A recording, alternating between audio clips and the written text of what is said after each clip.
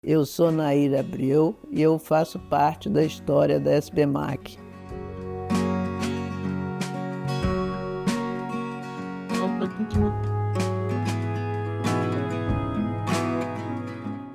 Eu nasci em São Fidélis, uma cidade muito pequena, no interior do norte do estado do Rio, e entre duas cidades relativamente grandes, Campos e Friburgo. Fica mais ou menos mais perto de Campos do que Friburgo, mas é só para localizar, assim, porque Campos e Friburgo são cidades conhecidas. E São Fidélis praticamente não tinha nem segundo grau, a única coisa de segundo grau que tinha lá era escola normal, não tinha curso científico. Então eu fiz escola normal, fiz ginásio, primário, ginásio, escola normal, fiz jardim de infância também. Como é que eu gostei de matemática? A primeira coisa que eu me lembro de matemática é que meu pai tinha uma farmácia.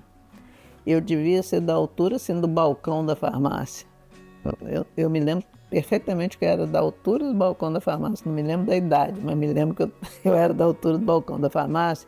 E meu pai conversava muito com esses viajantes que vendiam remédio, pessoas que vendiam, que representavam representantes de laboratório farmacêutico, iam nessas farmácias do interior para vender os remédios e tal. E eles, como São Fidélis não tem nada, eles conversavam muito com meu pai. Meu pai era muito falante, muito conhecido na cidade e tal, cidade pequena. E eu estava no balcão, eu me lembro que era da altura do balcão, e ele me perguntou assim: o que você vai ser quando crescer? Aí eu disse assim: não sei, mas vai ser alguma coisa que tenha matemática.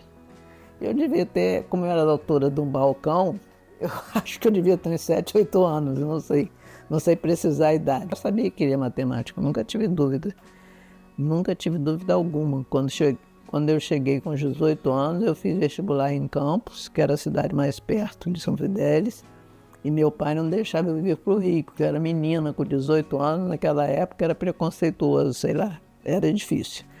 Eu sei que quando a minha irmã, que é um ano e meio mais nova que eu, fez 18 também, eu também quis vir. Aí como nós éramos em duas, aí ficou mais fácil. Meu pai deixou a gente vir para o Rio, aí eu vim para a UF, para a Universidade Federal Fluminense, continuei matemática na UF e dava aula para primário, para curso primário em São Gonçalo. Então eu acordava de madrugada para ir para São Gonçalo dar aula na parte da manhã e estudava matemática na parte da tarde na Universidade Federal Fluminense. Depois que eu acabei a Universidade Federal Fluminense, não tinha nem ponte em Niterói pronta ainda. Você vê, eu estou com 74 anos. Então, eu vim para o Rio para fazer mestrado no IME, no Instituto Militar de Engenharia. Eu vinha de barca. Então, eu atravessava de barca, pegava um ônibus, ia para Urca, depois voltava de barca, ia para Niterói de novo, morava em Niterói. Até que a ponte ficou pronta. Quando a ponte ficou pronta, eu já pude comprar um carro, comprei um Fusca, e aí eu vinha trabalhar de Fusca aqui no Rio, trabalhava. E aí eu comecei a fazer doutorado também na UFRJ, na COP, e aí foi que eu procurei, porque na verdade quando eu fiz mestrado no IME, eu tive um professor chamado Luiz Oswaldo Teixeira da Silva. Eu aprendi muito com ele, principalmente teoria dos números, e de teoria dos números é que eu caí em teoria dos grafos. Naquela época a teoria dos grafos era pouquíssimo conhecida. Quase não era conhecido. Aí eu consegui descobrir que tinha na COP também começado a teoria dos grafos.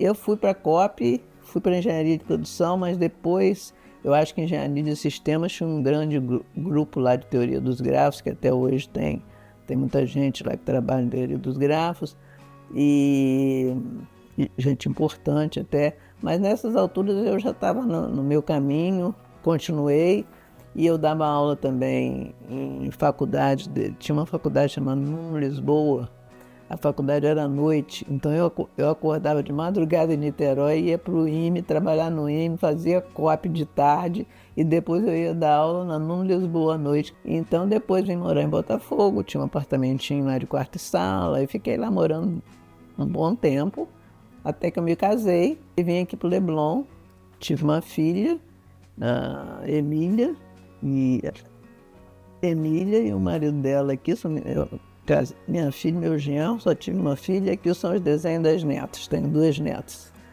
E curto muito minha família hoje, infelizmente fiquei viúva, já tem bastante tempo, e meu marido me dava muita força, foi assim, um marido muito bom, em termos de, não só de companhia, mas como ele dava muito valor ao fato de eu ser professor de matemática. Mas eu gostaria até de estar mais envolvida na SBMAC, porque agora eu estou com mais tempo, eu estou aposentada e eu não gosto de ficar à toa, tenho horror. Então avisa se a SBMAC, se quiser, pode me chamar para trabalhar, entendeu?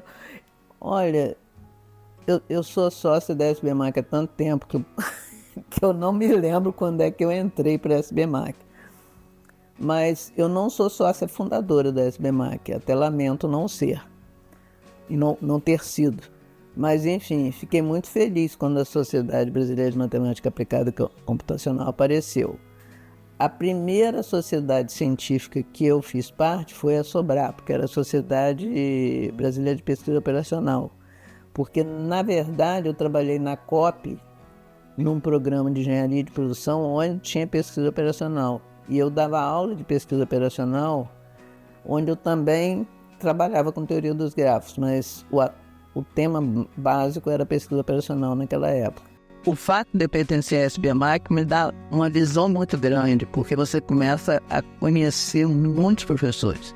Você não conhece só o professor pelo nome, ou leu, ou às vezes você não sabe nem quem é. Você participando da sociedade, você conhece a pessoa, conhece o trabalho. Então, na hora de participar de um membro de um comitê, facilita muito você para participar dos julgamentos, você ter mais justiça ou mais...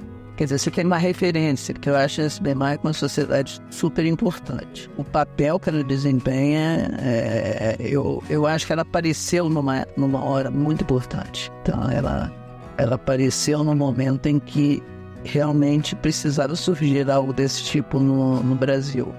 E eu acho que ela cumpriu esse papel, porque hoje em dia talvez seja uma das maiores sociedades. De qualquer maneira, a minha passagem pela SBMAC foi muito importante. Isso para a SBMAC foi muito importante para a minha vida.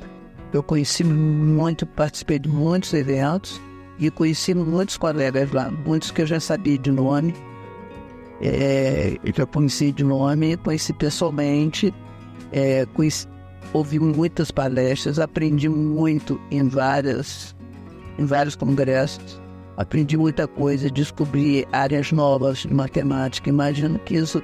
Eu estou falando isso no tempo que eu era mais jovem, né? Mas, na verdade, eu acho que isso acontece... É o papel da SBMAC. Eu acho que isso ela faz muito bem, porque fez comigo, que já estou velha. Você imagina que ela deve estar fazendo com os garotos. Então, eu acho que é essencial a existência da SBMAC. Uma das coisas mais importantes é que toda pessoa que já sabe, ou já descobriu, ou tem uma oportunidade de perceber que gosta de matemática, se vai a um congresso da SBMAC, que é novinho ainda, um garoto, com, sei lá, 18, 20 anos, ele começa a descobrir coisas, ele começa a assistir coisas, assistir palestras, assistir temas, ele tem na frente dele uma gama de informação e conhecimento que ele não tem na faculdade dele.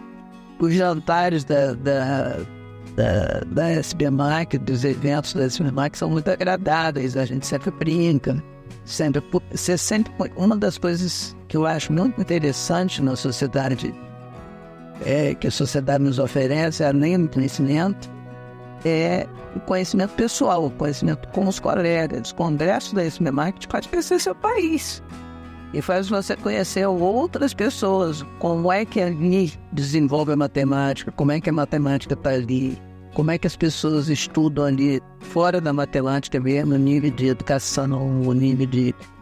o que aquele ambiente é carente ou não. Quer dizer, você tem uma visão de país, de Brasil, que a sociedade científica permite. É importante o cientista não conhecer só a ciência, mas conhecer a ciência do lugar que ele vive, entendeu? Então, eu acho que esses eventos científicos permitem muito isso.